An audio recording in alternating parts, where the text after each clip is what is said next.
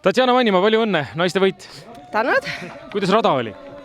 Tegelikult selles mõttes ega midagi hullu ei olnud, aga põllu peal selline, tuiskas vaata siis natukene pehme, aga metsade vahel täitsa hea kõva rada oli tegelikult. Metsade vahel. Kui hea su vorm on praegu, kuidas sa tunned? Ma arvan, tegelikult ikkagi täitsa hea.